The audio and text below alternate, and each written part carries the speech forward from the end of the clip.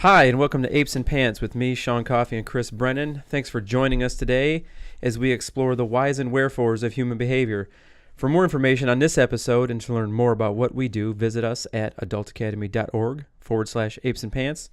Chris, what are we doing today? Sean, we're going to focus on weathering adversity, on adapting to the difficulties life throws our way. We're going to focus on resilience. Stick with us. It is now time for Apes in Pants. So it seems a ditching teenage fantasy means ditching all your dreams. All your friends and peers and family solemnly tell you you will have to grow up, be an adult, yeah, be bored and unfulfilled. Oh, but no one's yet explained to me exactly what's so great about saving 50 years away on something that you hate. About meekly shuffling down the path of mediocrity. Well, if that's your road, then take it, but it's not the road for me. Apes and Won't Pants. sit down and won't shut up. And most of all, I will not grow up. Chris, what is resilience? So, resilience is the psychological or physical capacity to bend under stress without breaking. It's being adaptable. Give me an example. All right. So let's say that you experience the death of a loved one, a spouse, a child, parent. That loss is going to shake you to your core, right? Most of us are going to have signs of resilience in that period of time, right? We're going to keep getting out of bed each day and moving forward with our lives. We're going to cook meals and feed ourselves. We're going to get our laundry done. We're going to go to work or school. We're going to grieve in spite of all of that. We're going to have to deal with the we're going to have to deal with that sense of loss. We may have to deal with the suddenness of the loss. We may have to deal with a particular level of tragedy in that loss. But at the end of the day, we're going to grieve while living life. I think that we could contrast that with the idea of being broken by an event like that. And that's where we stop living life. That's where we retreat into the bedrooms and pull the covers over our heads. It's where we use day after day of sick time, not leaving the house. It's where we stop eating, we stop taking care of ourselves, and we are staring at a wall or staring out the window or binge watching Netflix without ever knowing what we're actually watching. We just sort of stop living during this moment of adversity, and I think that's the difference between resilience and being broken by an event, is whether or not we're able to continue to live life. Okay, so I guess on the one end of the spectrum, that being resilient through a loss that's probably the heaviest end of that spectrum. What other areas? I can go back. I just think sometimes day-to-day resilience, hour-to-hour even, where, how do we, in what other ways does it show? How does it apply? Where does it, does it cross certain social norms? Is resilience a segment of being selfish, where your resilience might be linked to what you're doing? We talk about going through all these things, circling around and intertwining the empathy and agency and whatnot. And I know we're going to get to that later, but is being resilient just mowing the yard when you have to? Yeah. I hate mowing the yard. You can hire somebody if you need $10 to. every Friday. Yeah. You don't have much of a yard, so it helps. And it's brown. I mean, it's a lovely yard, but it's mostly concrete. No, it's not. It's brown. Yeah. The front is horrible. So yeah, I mean, that's why I think resilience is living life. Resilience is just showing up and living life in spite of the struggles, the challenges, the things that are wearing us down, you know. I mean, the reality is, whether it is getting up and going to work, or putting food on the table, or just not stopping in the face of adversity, that's what resilience is, you know. I can't remember if I've told the story on the podcast before, but to me, resilience can be summed up in a lesson that I learned at 10 years old. And halfway into the first 20-mile hike that I ever took, and I was whining the way that only a 10-year-old can, 10 miles into a 20-mile hike.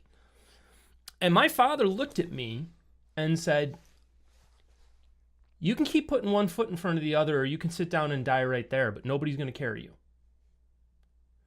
And that was exactly the message that I needed at the moment. And that is resilience, continuing to put one foot in front of the other. When things hurt, when things are difficult, when you don't feel like you can go on, resilience is continuing to put one foot in front of the other. So I suppose it could be big or small. Loads of laundry, you know, chores, things around the house. Yeah, absolutely. Absolutely. I know that Marianne cannot, and I try and help her out as much as I can, but she does the dog's water and food almost every day. It drives her nuts. So today she fills up the water jug and she says, "It's a huge help when I don't have to do this alone." But she does it every day, and it's not that I disregard it on any level, but today she left the water for me to put in because she didn't want to have to carry it anymore. And not that she was giving up or not being resilient anymore, but you know, she does it every day, and it's just that one little thing that, you know, I think it's linked to resilience, because she just does it without, you know, for the most part, there's no complaining. She does it, kind of, you know, the regular morning routine, and off she goes with it. And then, you know, it's on to the next thing that she's doing. And I take on certain things around the house that drive me nuts, but I do them because it has to be done. And right. Yeah, absolutely. I mean, some days getting a load of laundry done is an absolute act of resilience and the display of willpower. Just getting off the couch and getting a load of laundry put in can be a display of resilience. And that's okay. We all have those days. Okay, so if we're going to, you know, from losing somebody down to a load of laundry, is being resilient something that we all have a capacity for? Oh yeah, I mean, I think we all display resilience every day of our lives. The fact that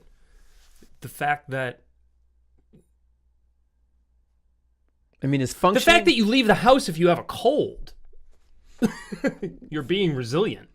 Or are you just being functioning? Are they the same? I think they're the same in a lot of ways.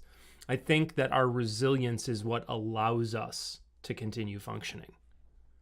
And I think so, and that's the other thing. I think that resilience can be portrayed as this, I don't know, like it's got to be the big stuff, right?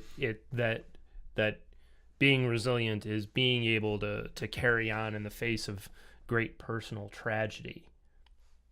Yes, it is. But I think that we sell ourselves short if we're not acknowledging the individual little aspects of resilience that we display day in, day out. You know?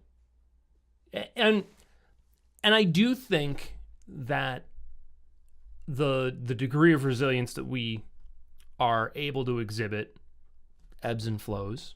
Sometimes that resilience is very practical resilience, right? It's getting the load of laundry put in. It's getting up and putting on our coat and going to work.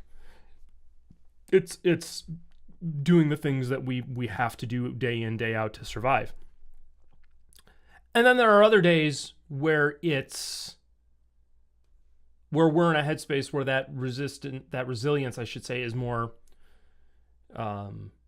psychological. It's not just the physical act of accomplishing it. It's that we're also not we're not allowing ourselves to feel defeated as well. And that would probably be an act of self-reliance. Well, sure. I guess. Yeah, it all ties together, right? At the end of the day, it all ties together. Self-reliance is doing it without anybody's help. Resilience is continuing to live life in face of adversity, not giving up, not stopping. And there are times where the self-reliant act is an act of resilience, but just because that we are needing some mutual aid, we need somebody else to fill the dog's water up this morning, that doesn't mean we're not resilient, and it's not displaying a lack of resilience to say that we need help either. Sometimes resilience is knowing that you need help. It's knowing that you need to look outside of yourself because you are taxed to a breaking point or just to a point where you need some help. It doesn't have to be a breaking point. We don't always have to be going to our breaking point. If we're going to our breaking point all the time, we're probably not doing something right. Not being efficient enough. Right. And we may just be taking on more than we need to, whether that's mentally or emotionally, and sometimes resilience is saying no to stuff too. So if resilience is something that we all have the capacity for, we touched on it briefly, what can we do to strengthen it? All right, so the American Psychological Association identifies some things. The most important one being having strong relationships, having a social network there to support us. We've talked about this a ton of times, and we're going to come back to it. We're a social species. Humans are social creatures, and we wither in isolation. It's psychologically damaging for us to be isolated. So the first thing we need to do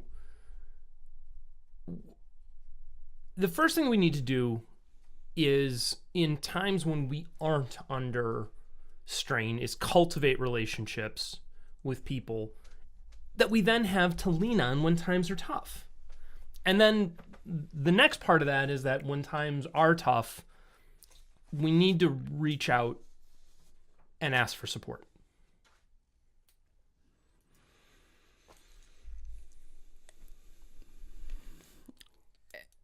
Sounds simple, but it's not. Especially when it comes to asking for help. It's just not. It's not. It's not easy at all. It's damn hard. I think about something that we both were talking about this morning, doing some running around earlier before we got going, was that, there are times that we are looking to a friend or a partner to hear the unsaid ask for help. The unsaid, I just need to be supported right now. And, and we all do this, right? A friend, a partner, whoever comes to us with a situation, an idea, a problem, whatever it may be. And we don't always pick up on the fact that what they're looking for is affirmation and validation, particularly if they come to us with an idea where there's some sort of question involved that we think they're coming to us for advice or a solution. Sometimes, this is where the empathy comes in, we need to recognize that what somebody else is saying is, I need support, I need help, I need validation.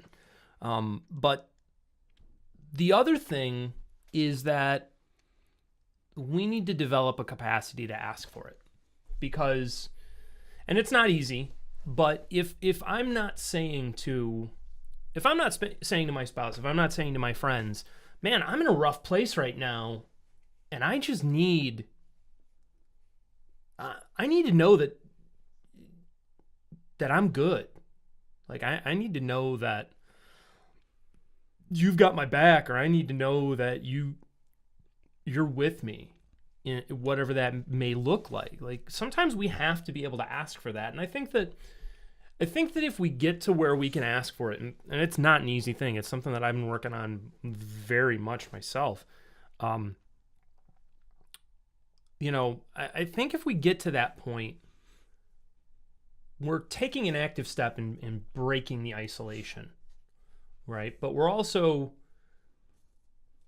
showing that we're aware enough of ourselves to say what we need. You know, sometimes it can be easier, like to just start with reaching out. You know, hey, can you go get coffee? Hey, can we go get dinner? You know, just that physical concrete act of, I need to break my isolation. Sometimes that's where we need to start.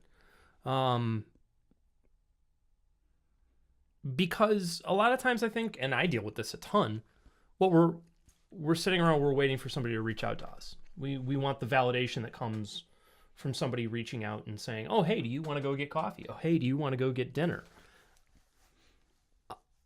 I know that drives me nuts because I then feel like an attention whore. Yeah. If it could be any less about me, I'd be perfectly happy with that. But I also think sometimes that the story that we tell ourselves, at least for me, shouldn't put it on you. For me, I think the story that I tell myself sometimes is, I don't want to be clamoring for attention. And what the real story is that if I have to ask, I don't feel like I matter. Makes sense. That somebody should just know. And this is where it comes back to, I think, some of our neurotic tendencies, is that there's this, for me, there's this desire for nurturing, this desire for somebody who is looking out for me. And the reality is, that's something that you do as a parent for your dependent child. But if you are raising your child well, they are going to go out into the world having learned how to ask for help. Without looking needy. Yeah, and I think more often than not, or maybe not feeling needy. And that's the part where I wonder how any of us do with that. Because the phrase this morning that came up was support versus solution. Mm-hmm. You're looking for support. You're not really looking for a solution. Yeah. I just need to. I right now, I don't want to feel isolated anymore. I'm going to make myself vulnerable here. I'm being needy, which is, I don't know. Screw that word. But it's true. You feel needy, and I'm just looking for some support. Well, and this is one that I think is interesting. That word needy has such a pejorative term and phrasing to it. And I think that's part of what we're getting at as we're talking about the importance of both self-reliance and resilience. It's recognizing, and mutual aid and empathy and all the rest of it. It's recognizing that needing mutual aid, needing the empathetic engagement of other people in our lives is not being a whiny, self-serving little... It's not an example of lacking resilience. It's not an example of not being able to be self-reliant. So often, I put up this notion in our brains that asking for help is a sign of dependency. It's not. It's not a sign of dependency to ask for help. And being interdependent is part of who we are as humans. Needing the help of one another is not a problem. Not functioning without somebody else doing it for us is the problem.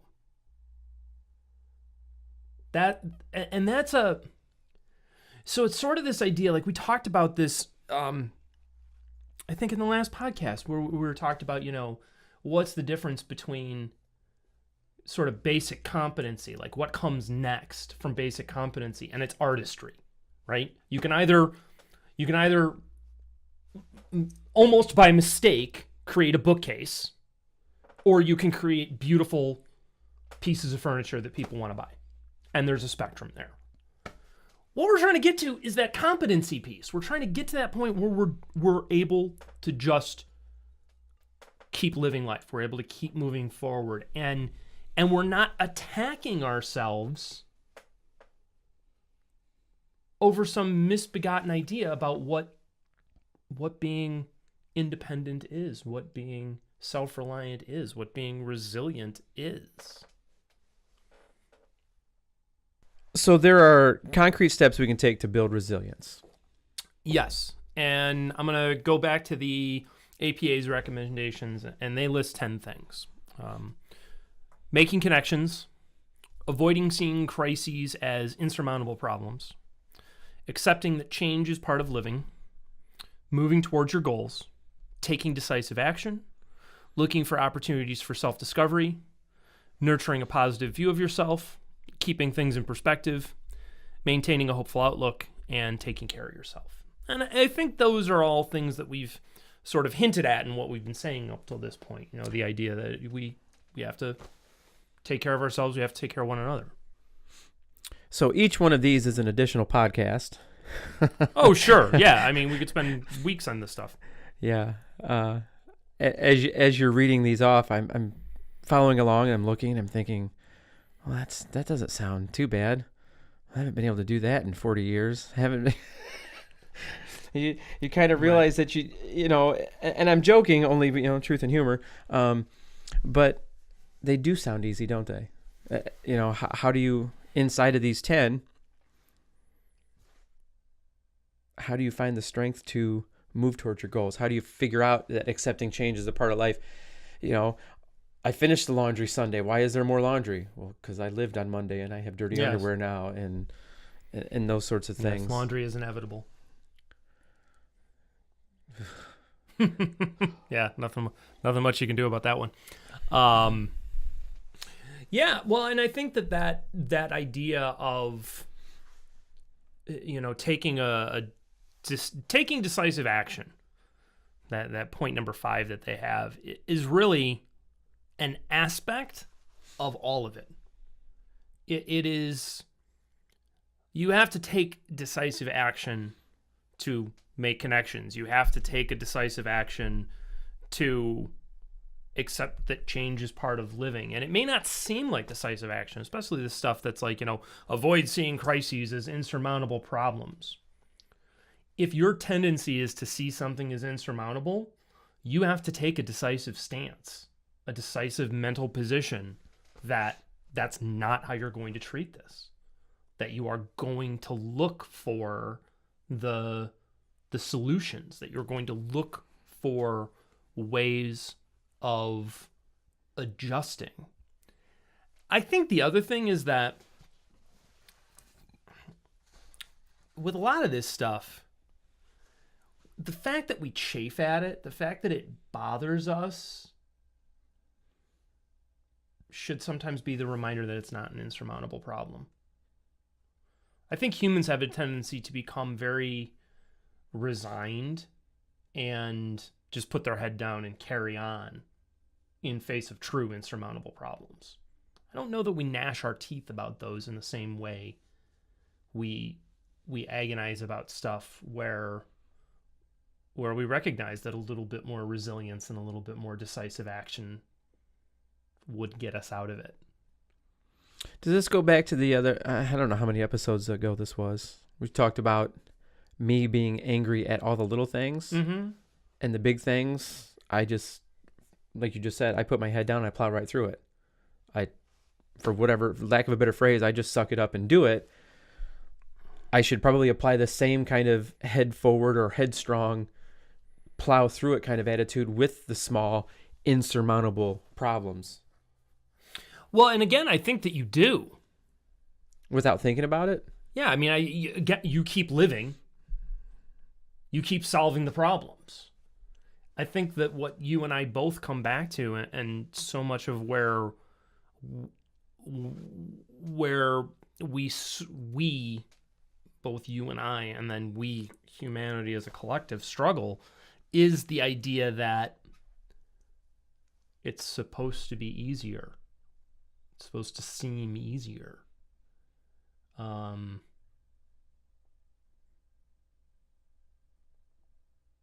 I think that's where some of that discord comes in, is that it's not easy and it feels like it should be easy. And why is this hard? Why am I making this a big deal? Why Why am I agonizing? Right. Because you are, because I'm neurotic. right. And you are going to work your way through that, hopefully. Hopefully, and every day you're getting somehow a little bit more aware of it and recognizing it and learning that,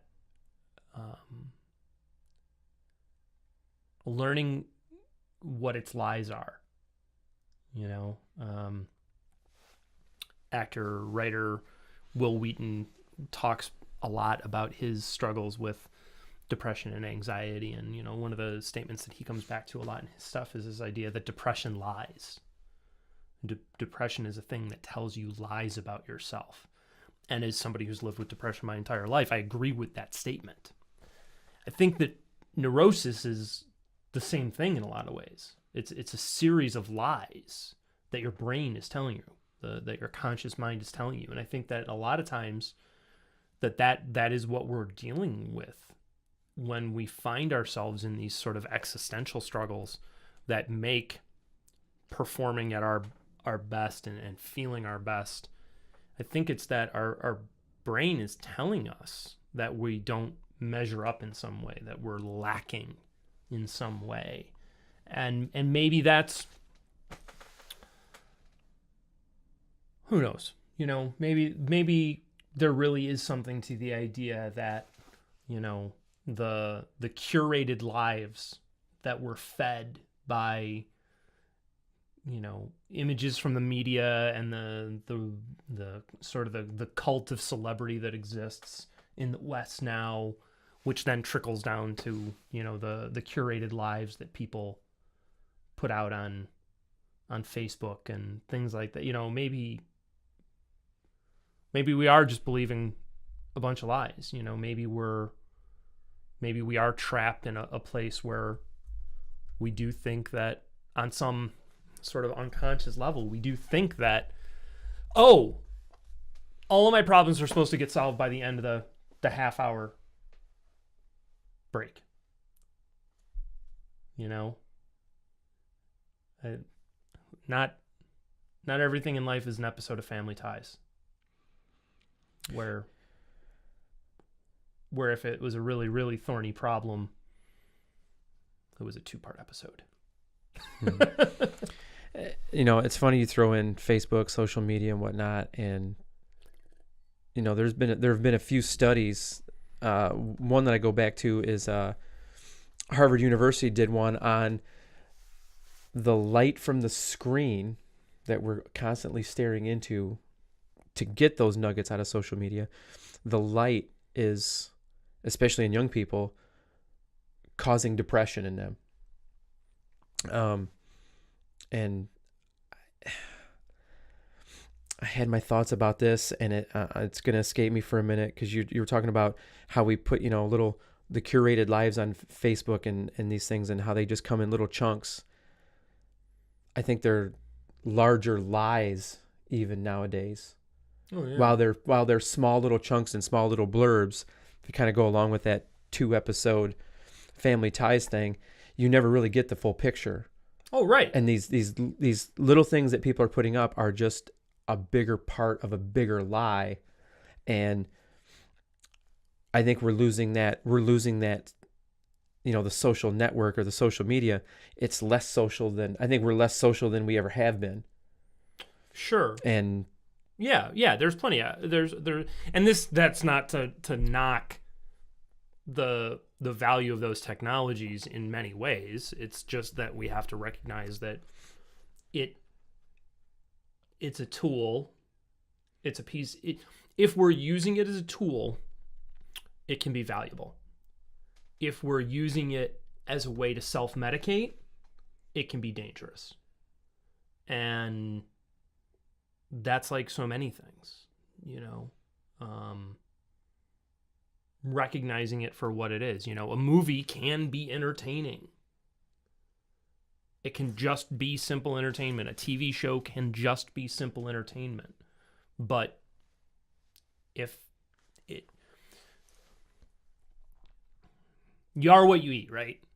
Like, we all recognize that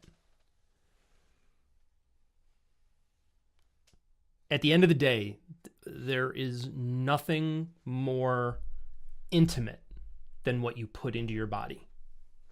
And that can be the consumption of food and the idea of good calories versus bad calories. It can be the ideas we consume. It can be the media we consume. Everything that we consume affects us. And if we are consuming unconsciously, then we may not be able to see the patterns of how those things that we're consuming are affecting us. You know, if I drink 3 cans of pop a day, soda, cola, whatever you want to call it, from the Midwest, live with it. If I drink 3 cans of Coke a day, I'm going to see metabolic problems over time. I'm not going to see them right now. There isn't the cause and effect relationship of drink it, diabetes. If there was, it wouldn't exist. I get the immediate excitement and rush and enjoyment of the caffeine and the sugar and the flavors and all the rest of it, and, you know, little brain chemistry firing and going, boo, boo, boo, we're happy. And then in 15 years, that's when my pancreas goes, nope, I'm done.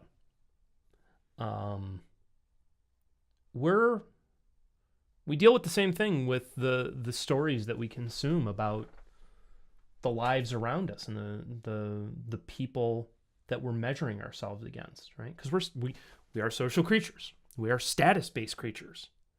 And if everybody else's life looks happy and wonderful, and our perception of ours is, man, it was really hard to get out of bed today. Man, I did not want to clean the bathroom. Man, I don't want to do the dishes. And what we see is, you know, Billy got a new car and Susie's got this amazing new relationship, and, you know, ta-ting, ta-ting, ta-ting, ta-ting. Look at all of these people's successes and their happiness and their smiles and all the rest of it. We don't see the fact that they had a hard time doing the dishes today. So we think that somehow we're alone in the world, that we're isolated. And we are, because we're isolating ourselves.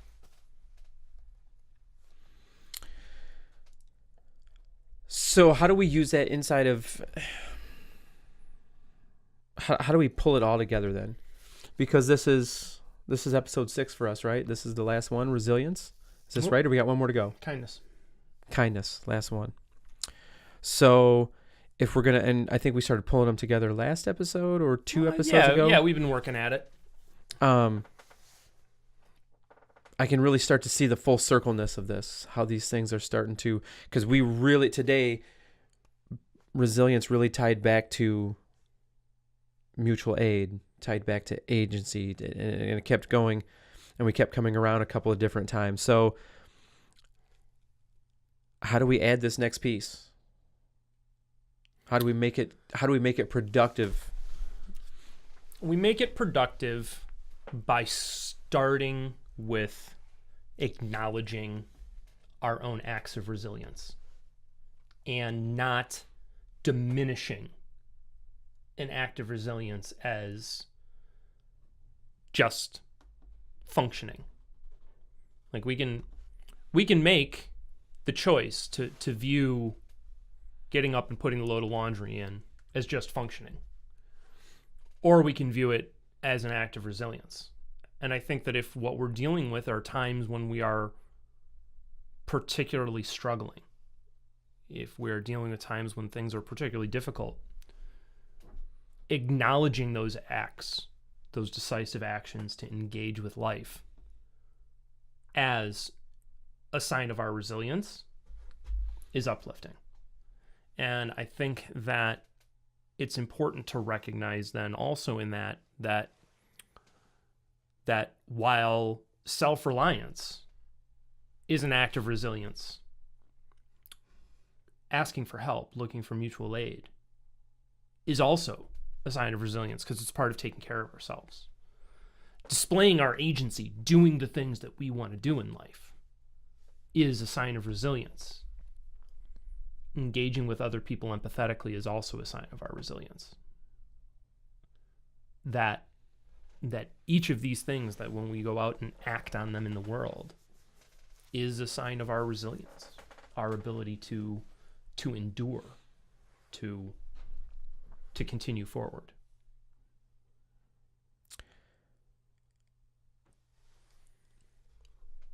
Long pause. Are these in an order then? Are we looking at kindness as being the most important? Is resilience any less important than kindness? Is mutual aid? Are they? No, so here's the thing. Here's the way I've described it thus far. I think that we should always, if what we're looking to do is behave and engage in the world, I think if we start by trying to be empathetic and we end with trying to be kind, then all these points in the middle ebb and flow. Engaging with the world empathetically and being kind to other people are concrete externalizations. All the rest of this is stuff that occurs both within ourselves and in our engagement with the outside world, and the relative importance of any one of these points ebbs and flows with where we are in our lives. You know, on a personal level. Today may be a day where I'm either capable of giving more mutual aid or a day when I need more mutual aid. Today may be a day where I'm incredibly self-reliant or I'm not. And those needs are going to ebb and flow. Those capacities are going to ebb and flow. But all 6 of these items, I think, can tie together as values that help us to live productive, good lives, producing good in the world, making the world a better place.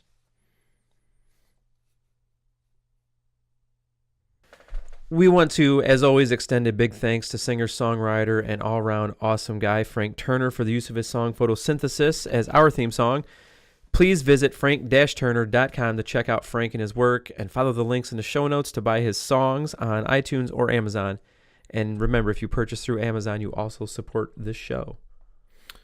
Please subscribe to the podcast, sign up for our email list to get notifications of all our new content, and share what we're doing here with your friends. You can visit us at adultacademy.org to find all of our content, buy a shirt from our Teespring store, and support us by using our Amazon link. There is no more valuable resource that any of us have than our time. Thanks for spending some of your time with us today. Cheers.